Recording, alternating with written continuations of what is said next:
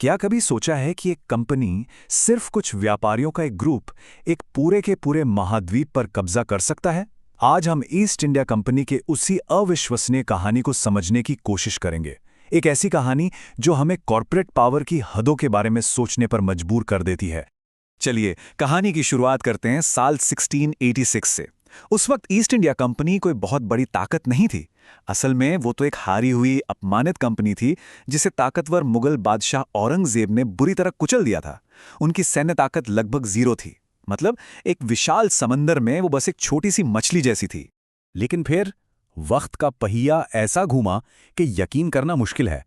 महज 170 साल बाद 1857 तक वही छोटी सी हारी हुई कंपनी पूरे भारतीय उपमहाद्वीप की सबसे बड़ी ताकत, उसकी मालिक बन बैठी। ये इतिहास के सबसे चौंकाने वाले बदलावों में से एक है। तो सवाल यही उठता है कि आखिर ये हुआ कैसे? एक प्राइवेट कंपनी ने वो कैसे कर दिखाया जो उससे पहले या उसके बाद कोई और कंपनी कभी नहीं कर पाई? आइए इस असाधारण कहानी की परतों को एक एक करके खोलते हैं। तो देखिए, हर चीज की शुरुआत हुई मसालों से। साल 1600 में इंग्लैंड के कुछ बड़े व्यापारियों ने मिलकर एक जॉइंट स्टॉक कंपनी बनाई, ईस्ट इंडिया कंपनी। उनका मकसद बड़ा सीधा था। दक्षिण पूर्व एशिया के गरम मसालों का जो बहुत फायदे वाला व्यापार था, उसमें अपना हिस्सा बनाना।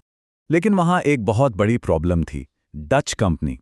डच ईस्ट इंडिया कंपनी अंग्रेजों से कहीं ज्यादा अमीर, ज्यादा ताकतवर थी, और उस पूरे इलाके में उसी का दबदबा था। अंग्रेजों के लिए वहां टिक पाना नामुमकिन था। तो उन्हें अपनी पूरी स्ट्रैटेजी बदलनी पड़ी और उन्होंने अपना ध्यान भारत की तरफ लगाया। अच्छा, जब कंपनी भारत पहुंची तो उन्होंने आते ही अपनी ताकत नहीं दिखाई। वो जानते थे कि वो ताकतवर मुगल साम्राज्य के सामने कुछ भी नहीं है। तो उन्होंने कूटनीति का रास्ता अपनाया। मतलब मुगल दरबार में महंगे महंगे तोहफे भेजना और बहुत विनम्रता से व्यापार करने की इजाजत मांगना। लेकिन ये सिर्फ एक आम ट्रेडिंग कंपनी नहीं थी। 1670 के आसपास इंग्लैंड के राजा ने इस कंपनी को कुछ ऐसी शक्तियां दी जो आज कोई सोच भी नहीं सकता। अपनी खुद की जमीन हासिल करने का अधिकार, अपनी सेना रखने और युद्ध करने का अधिकार, यहां तक कि अपने सिक्के छापने और अपना कानून चलाने का भी अधिकार। सोचिए, एक कंपनी जो एक देश की तरह काम कर रही थी। ये कोटेशन इसे बिल्कुल सही तरीके से बताता है। ये कंपनी एक बदमाश मल्टीनेशनल कॉरपोरेशन बन गई थी, जिसके पास जमीन हड़पने और युद्ध छिड़ने की ताकत थी। मतलब ये एक ऐसी अजीब चीज थी जो थी तो प्रॉफिट के लिए काम करने वाली कंपनी, लेकिन काम कर रही थी एक देश की तरह। आज की दुनिया से इसकी तुलना करके देखिए।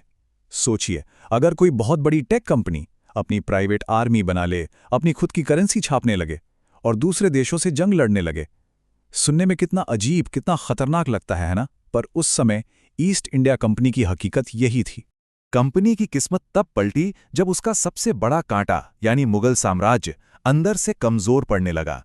यह कंपनी की अपनी ताकत नहीं थी, बल्कि मुगलों की कमजोरी थी जिसने उसके लिए दरवाजे खोल दिए। देखिए, 1707 में ताकतवर बादशाह औरंगजेब की मौत के बाद सब कुछ बिखरने लगा। उनके बेटों में गद्दी के लिए लड़ाइयां शुरू हो गईं। बाहर से हमलावर आने लगे, जैसे ईरान के नादिर शाह ने दिल्ली को बुरी तरह लूटा, और दक्षिण से मराठा साम्राज्य तेजी से फैल रहा था। पूरे देश में एक उथल-पुथल का माहौल था, और इसी माहौल में ईस्ट इंडिया कंपनी को अपना मौका नजर आया। और वो मौका उन्हें मिला बंगाल में। कंपनी को समझ आ गया था कि सिर्फ व्यापार करने से काम नहीं चलेगा। अब उन्होंने अपनी पूरी स्ट्रैटेजी बदल दी। अब वो सिर्फ व्यापारी नहीं रहे, वो बन गए कठपुतली नचाने वाले, पर्दे के पीछे से बंगाल की सियासत का खेल खेलने वाले। उनका एक बड़ा ही चालाक और कारगर तरीका था, एक तरह का फॉर्मूला। स्टेप 1, मौजूदा नवाब के किसी दुश्मन या विरोधी को ढूंढो। स्टेप 2, उसके साथ एक सीक्रेट डील करो। स्टेप 3, अपनी फौजी ताकत का इस्तेमाल करके उसे जितवा दो। और स्टेप 4, उसे गद्दी पर बिठाकर अपनी कठपुतली बना लो। 1757 के मशहूर प्लासी की लड़ाई में उन्होंने बिल्कुल यही किया। और फिर लगा असली जैकपॉट। 1765 में कंपनी ने दीवानी राइट्स हासिल कर लिए। आसान भाषा में इसका मतलब था कि अब बंगाल प्रांत का सारा टैक्स वसूलने का अधिकार कंपनी के पास आ गया था। सारा का सारा पैसा अब सीधे उनकी जेब में जा रहा था।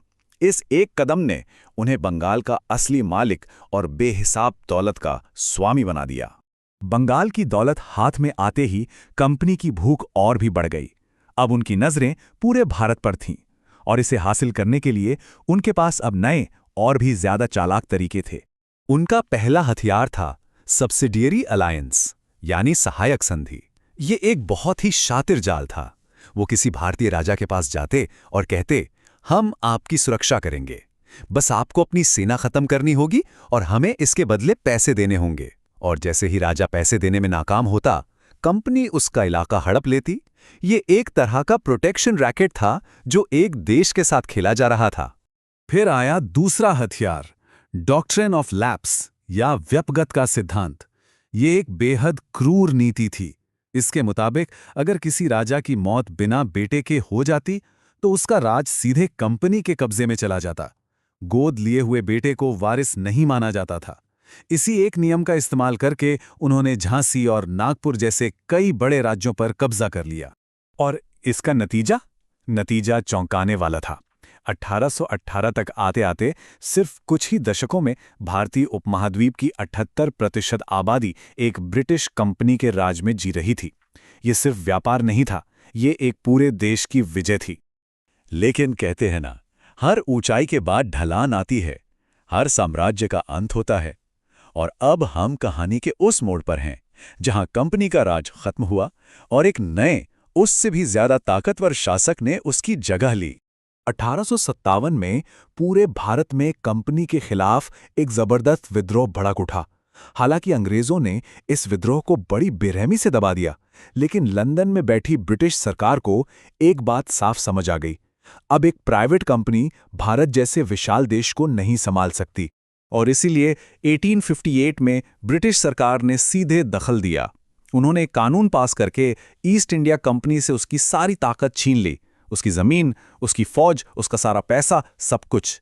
कंपनी का खेल खत्म हो चुका था। अब भारत पर सीधा ब्रिटिश ताज का शासन था, जिसे हम ब्रिटिश राज के नाम से जानते हैं। और वो कंपनी जो कभी दुनिया की सबसे ताकतवर कॉरपोरेशन थी, उसे 1874 में चुपचाप बंद कर दिया गया। तो ईस्ट इंडिया कंपनी की ये पूरी कहानी हमें एक बहुत जरूरी सवाल पर लाकर छोड़ देती है। जब कोई कॉरपोरेशन इतनी ज्यादा ताकतवर हो जाए कि वो एक देश की तरह काम करने लगे, तो असली कंट्रोल किसके हाथ में होता है? कंपनी के मुनाफे के या फिर लोगों के हित के? ये एक ऐसा सवाल है जो 200 साल पहले जितना जरूरी था, शायद उतना ही आज भी है।